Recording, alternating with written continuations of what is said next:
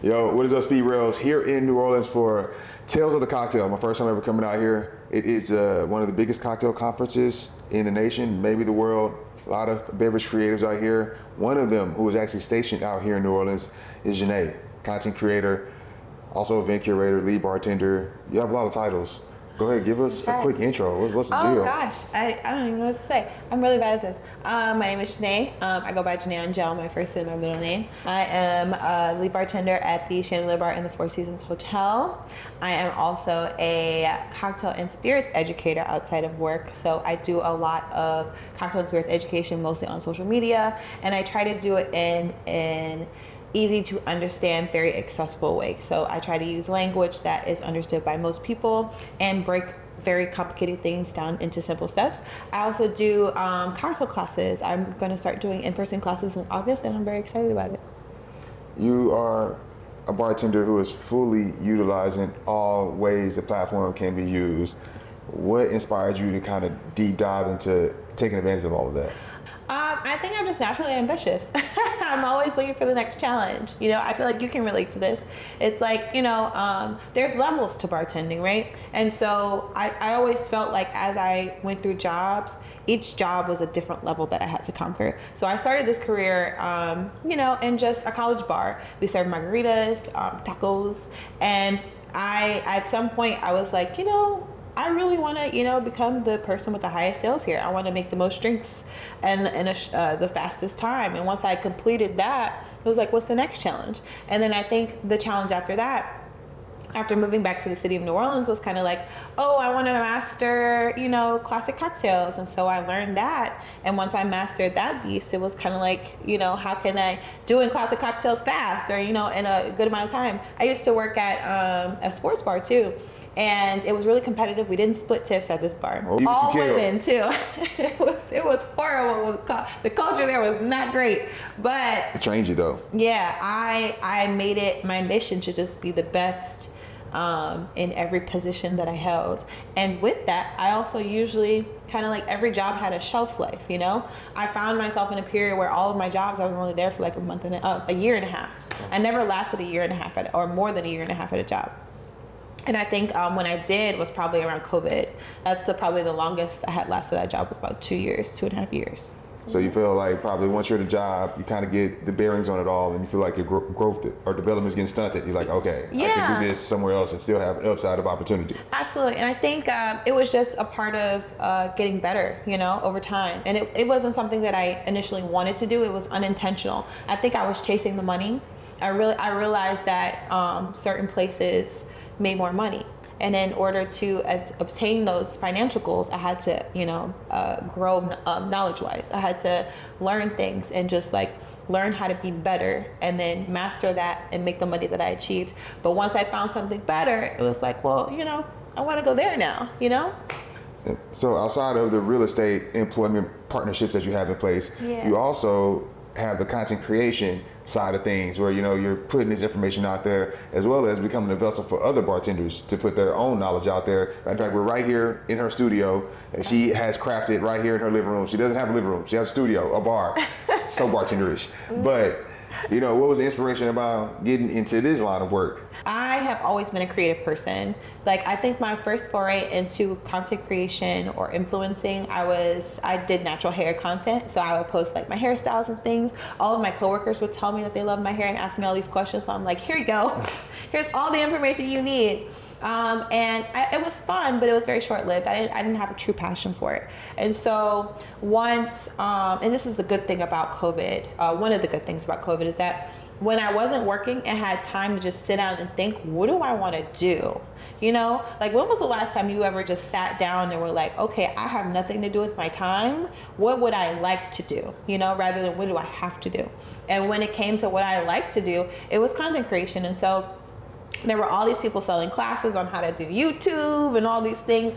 And so one thing I love to tell people is how, like, within a month's time, I learned how to create a website. I started a YouTube channel and learned how to work affiliate links. And I would use both of those or all three of those in tandem to kind of like make videos and blog articles. And then I started making money within a month after building them.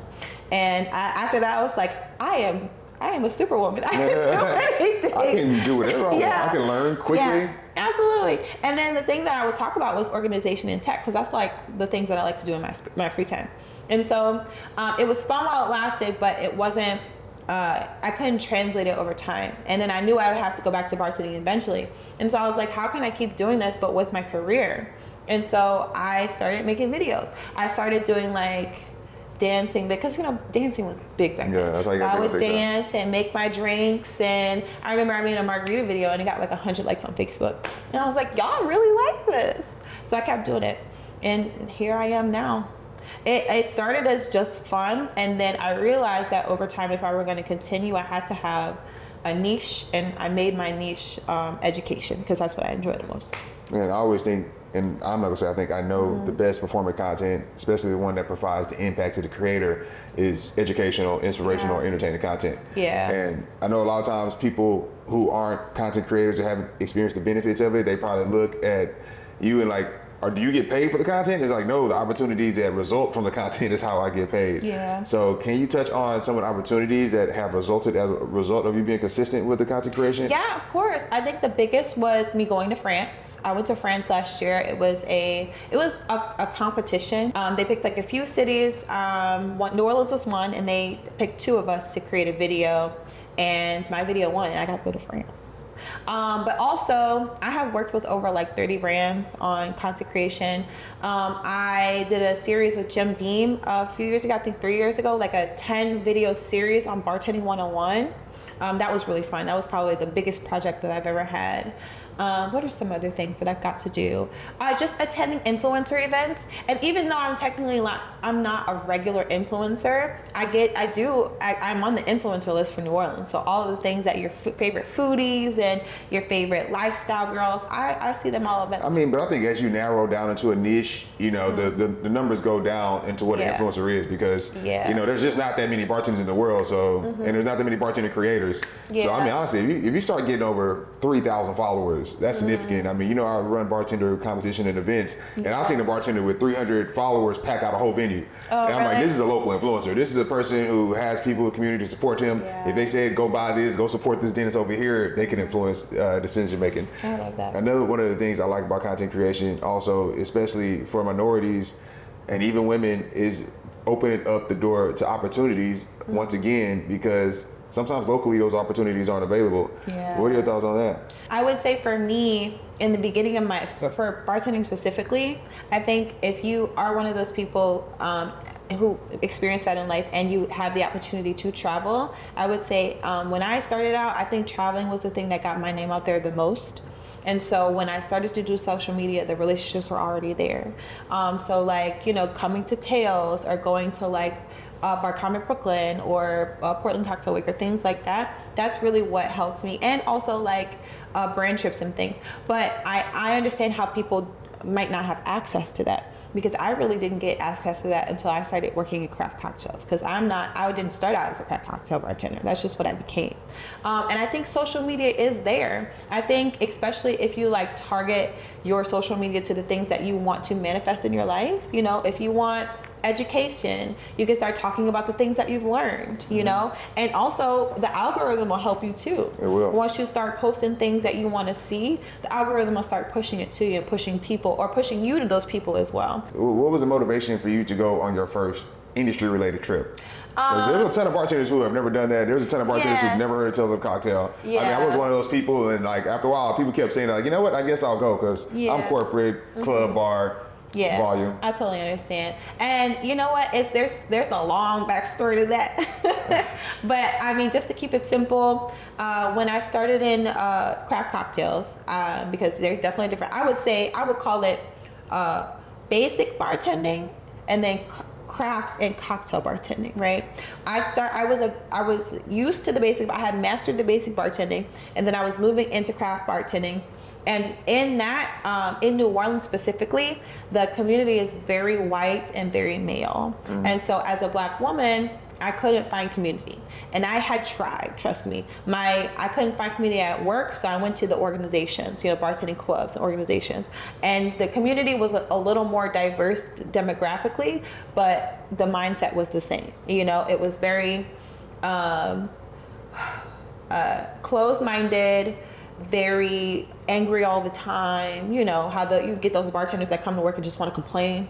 It irks my nerves, because not only are you bringing bad energy, but your coworkers are going to feed off of that, and then over time that's going to be the culture.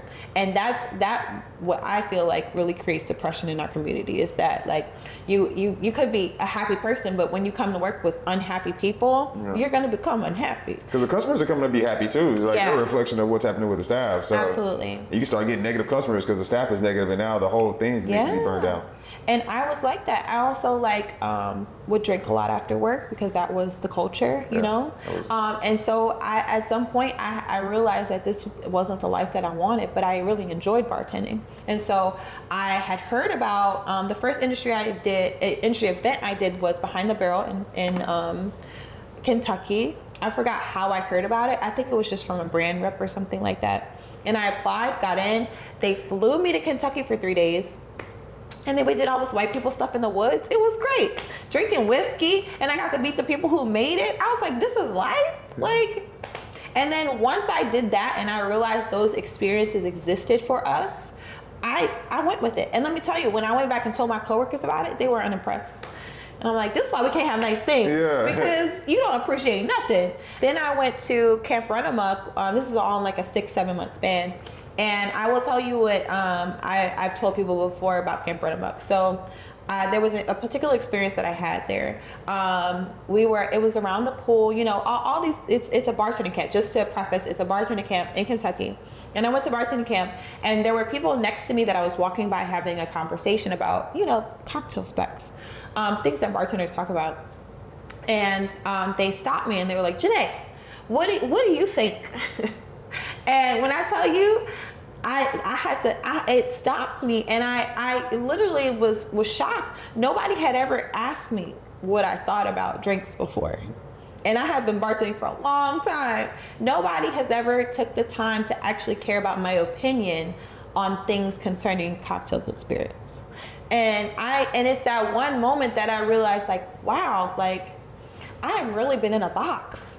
Like, I have lived in a box that people have put me in, and I'm ready to break out. After that moment, I was like, I not only know that there are people who care and want to include me, it's just not in my community. And so that's when I was out there. And for a while, it's so funny. So after like a year or two of doing that, for a while, everybody outside of New Orleans who knew anybody knew who I was. But if you ask a bartender in New Orleans who I was, who is J'Nai? They had no clue who I was. You know what? I wonder if that has to do with this being a tourist-driven city too. Because I lived in Miami, and a lot of them really aren't that tapped in with hospitality or being creative, because the business is there. You know what I'm saying? You can just show up, go in like it's factory work. You know, it's like, bam, here goes your margarita, here goes your ranch water, and go home. But you know, a lot of these other places, they have to make sure that they're giving the consumer a new innovative product. Sometimes it's slow enough to where they can have that R&D discussion, and so they're able to develop that. And I think that is very true. I think that when the business is there, you don't have to try very hard. And that's something that is indicative of that is the French Quarter. So the French Quarter is what people come to New Orleans to see, right? But the food quality there and the drink quality is subpar because they don't have to try. What is, I guess, the vision for the brand and the business for you now? I know Four Seasons Hotel bartending, I already told her this other day, that's basically retirement. Like, if you want to ride that out to the sunset, you can do that. Yeah, absolutely, you can do that. I could be lead bartender for the rest of my life if I wanted to. I do not. I didn't even want the job. But honestly, and I think about that all the time. Like, I did not want the job, but I can do the job better than anybody. And I was telling Laisha, the bartender that we featured today, about my struggles and how nobody wanted the job. Honestly, nobody wanted the job. And I again work in a very male and very white bar team. Nobody wanted the job, but when I was presented the job, I took the job. You know, I started making changes. I started making suggestions. I started acting as the leader. And once I started, you know, stepping into the role, it made the others uncomfortable, or the people who didn't want to. I don't want to say see me in that position, but you know, the ones who were insecure about it, they kind of, you know, push back and making us seem less coherent by not doing what I ask and all of the things. And having to deal with that it's so hard, but that shows that the type of people we are, you know? When we are given opportunity, we use it. But there are other people who don't see opportunity where we see it, you know? And then when we, you know, take $1 and turn it into 100, they get all mad and like, well, I could have done that. I could do that. Can you? Right. Can you actually do it? Nobody asked you to do it. Right. And then being a black woman, you know, they say black women have to work twice as hard to get half as much. And I think a part of the reason my coworkers feel that way is because like maybe they don't think I work twice as hard. But as a black woman, I also have to conceal myself too, and I'm very good at it. I'm very good at doing the do, you know, like I'm just here to look pretty, and you know, because that's it's. I'm not gonna say it's a mask, but it's only a certain part of my personality. They don't see this, right? And I don't really bring them here because also, you know, might make them a little insecure, or you know, just saying how much effort goes into this. And so yeah, it's a sad thing to say that they have never experienced me at my full potential and my full personality. And so now that I've stepped in this role, I kind of have to. I have to show them who I actually am. If it makes them uncomfortable, that's not my problem. You got a job to do. Yeah, exactly. And so for my business and Pretty Magic Cocktails and myself, I can't say that I have. I'm so unprofessional. I don't know what my goals are. Honestly, my goals are to be rich. My goals are to be wealthy. I'm either going to marry a rich man or become one. How's the dating life? Oh my God.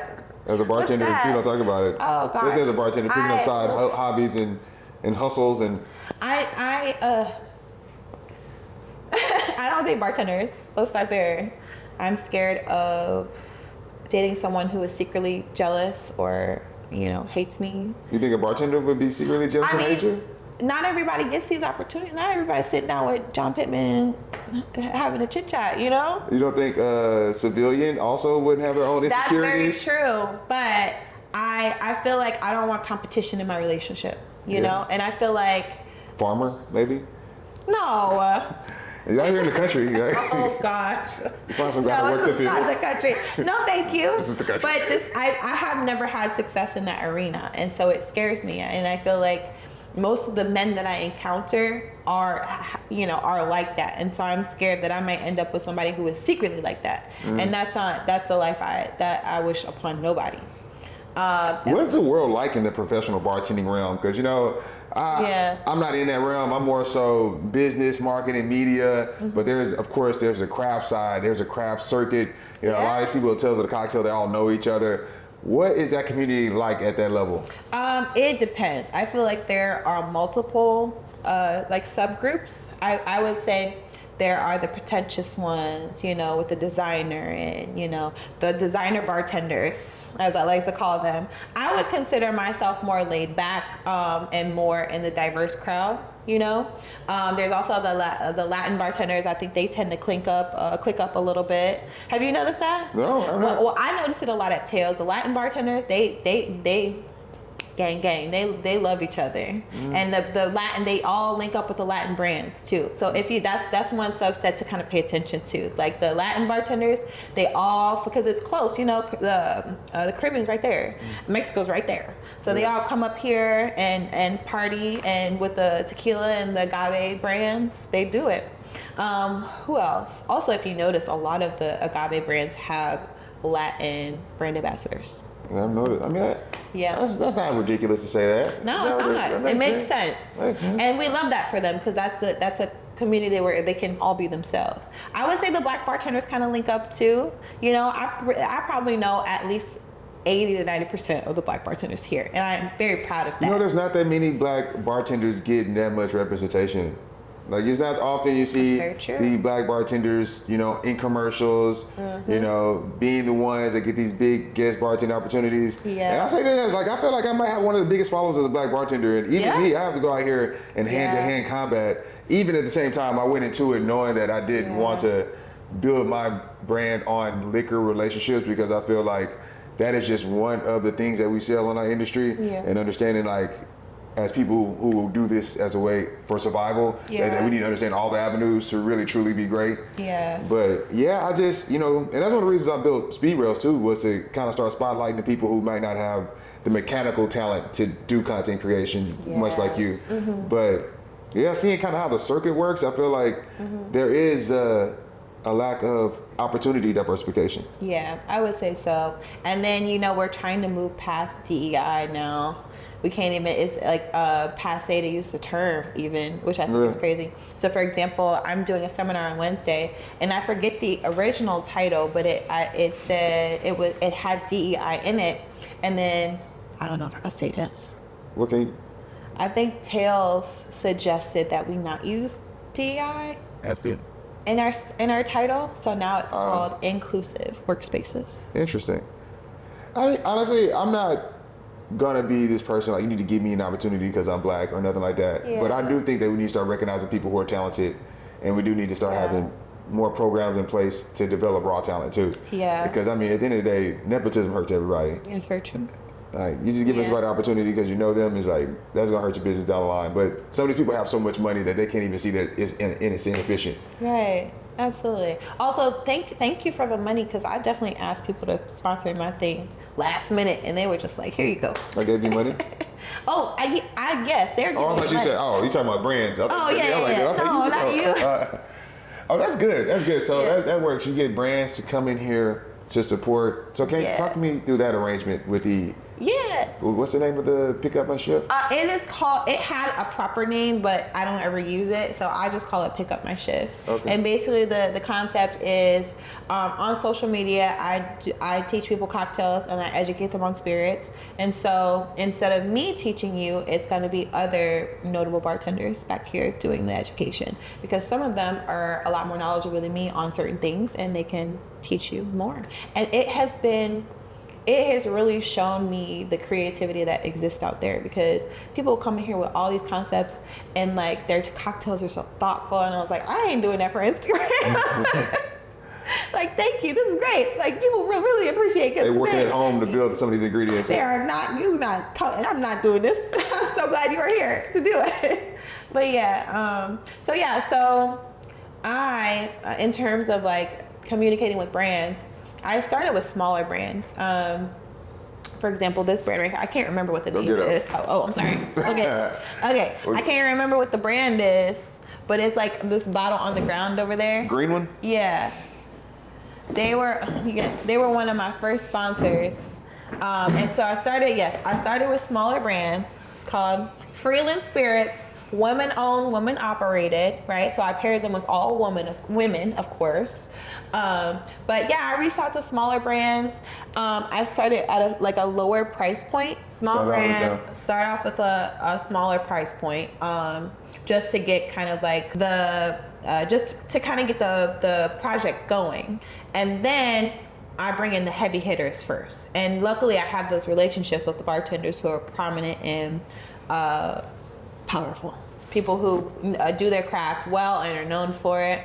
And I also want to center this around brown people of color, just because New Orleans is 60% African American.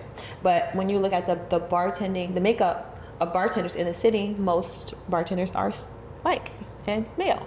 And so I'm bringing on a lot of brown people, getting their spotlight, trying to let them bring their culture with them as well.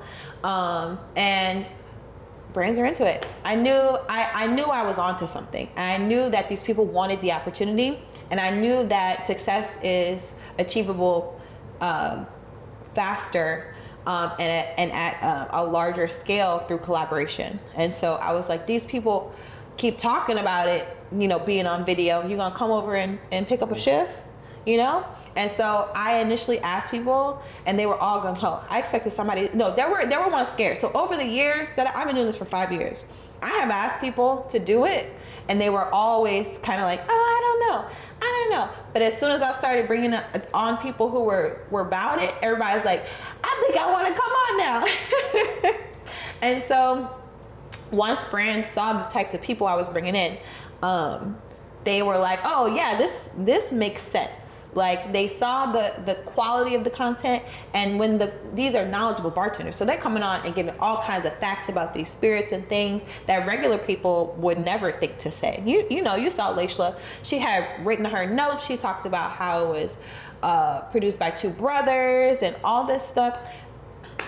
That's the kind of bartender that needs spotlight, you know. Absolutely. And a lot of those bartenders are also bartenders of color. You know, it's not just the men with the twisty mustaches. Like some of them have big curly hair, you know.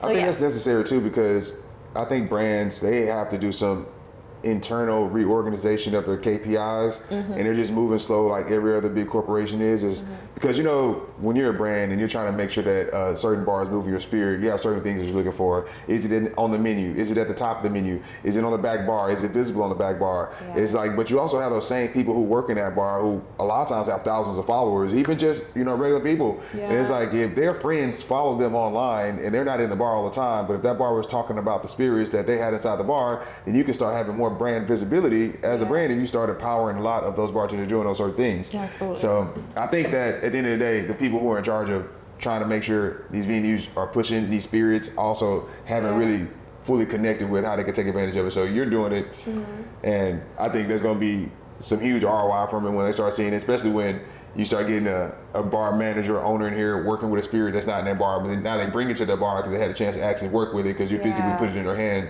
to be a part of this process. Yeah. Have you seen that happen so far? No, I have not, but I have noticed in unsponsored videos that people will promote the products that they love the most. And so, for example, I had Jessica Johnson, who is the owner of Justine's Bar down here, and she brought Empress Gin, and she has 2 Empress Gin cocktails on her menu. And I didn't tell her to talk about Empress Gin, but she basically was just like, yes, I love this gin. I've got it in a summer drink and a fall drink. And I'm like, okay, and you do you. People will support those brands. What I will say is that I have had people ask me where to get products. Or where to get a featured product from the videos. I've had people try to find distribution in their area from the videos, for sure. Yeah.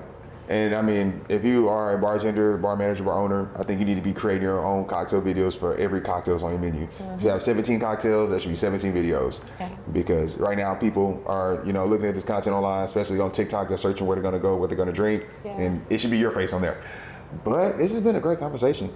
Yeah. I feel like there's a lot to unravel. I'm super excited to watch your journey. This is my first time meeting her over the past couple of days. Came out to New Orleans because of social media, was able to connect and line everything up. But pick up my shift. Make sure you follow J'Nai. Can you spell out your Instagram name for us? Sure. So it's JNAI.ANGELLE. Awesome. And maybe when you come back, you be picking up a shift. You let me know. I don't know why she didn't ask me, but it's cool. Sometimes people forget I actually know how to bartend. I'm actually that guy. But all right.